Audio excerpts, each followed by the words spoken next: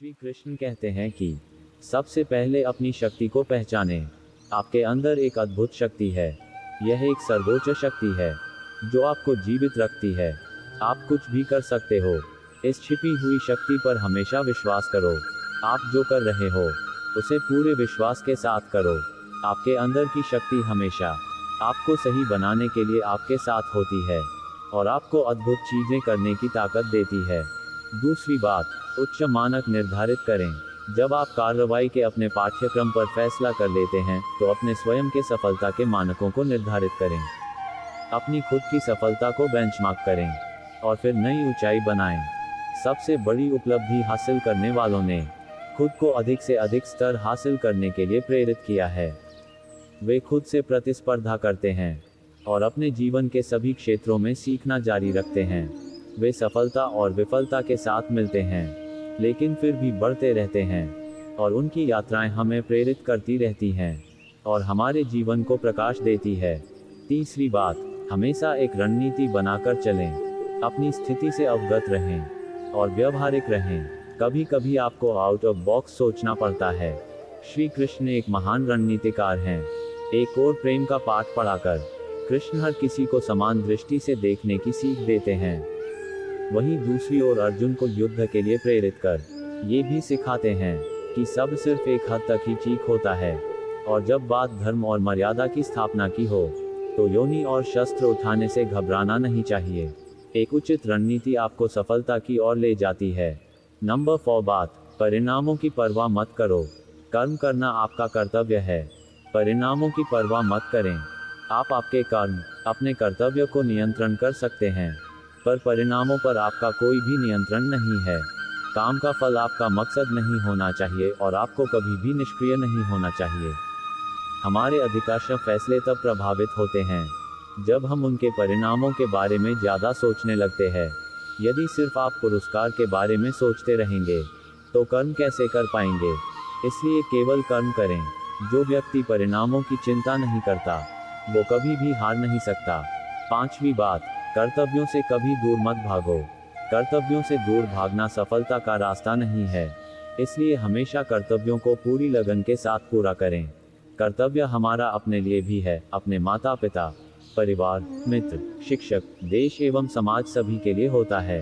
इन सभी के लिए हमारी नैतिकता जो कुछ करने के लिए कहती है वही हमारा कर्तव्य है। बिना अपेक्षा के हमें जो करना चाहिए वही कर्तव्य की श्रेणी में आता है। छठी बात, डर का सामना करो। डर से बचने का सिर्फ एक ही तरीका है कि उसका सामना किया जाए। यदि आपके अंदर कुछ खोने का डर रहेगा तो आप कुछ भी बड़ा नहीं पा सकते। किसी भी समस्या का दृढ़ता से सामना करना चाहिए। यह अंदाजा लगाना मुश्किल नहीं है कि अगर कोई डर न हो तो जीवन कितना सुंदर होगा। सातवीं बात, कभी संदेह मत कीजिए। भगवद गीता के अनुसार एक संदिग्ध व्यक्ति को इस दुनिया में शांति नहीं हो सकती है। संदेह करने वाला व्यक्ति दूसरों पर ही नहीं बल्कि खुद पर भी संदेह करता रहता है और अपने लक्ष्य को कभी भी हासिल नहीं कर पाता। आप जो भी कर रहे हैं उसे पूरे विश्वास के साथ करने से ही आप सफल हो सकते हैं। यदि आपको ये संदेह है कि आप सफल होंगे या नहीं तो आप अपनी ही सफलता पर संदेह कर रहे हैं। जहां संदेह होता है वहां विश्वास नहीं होता। इसलिए कभी संदेह मत कीजिए बल्कि अपने आप पर पूरा विश्वास रखकर आगे बढ़िए।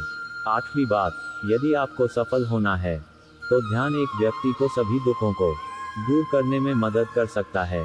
ध्यान के द्वारा आपका मन शांत रहता है। वो करो जिससे मन शांत हो।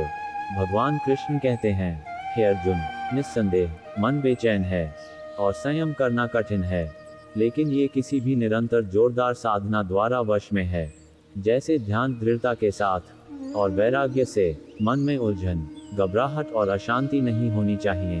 बाहर चाहे कितनी भी बड़ी दुविधा क्यों न हो, यदि आप अंदर से शांत रहते हैं तो आप उस विपरीत परिस्थिति में भी सकारात्मक ऊर्जा महसूस करेंगे और सही निर्णय ले पाएंगे जो वांछित लक्ष्यों को प्राप्त करने में मदद करता है। नौवीं बात, विफलता का मुख्य कारण क्रोध है। क्रोध हमारी सोचने समझने की शक्ति को नष्ट कर देता है। क्रोध में लिया गया निर्णय कभी भी उचित नहीं है। क्रोध हमारी बुद्धि में भटकाव पैदा करता है।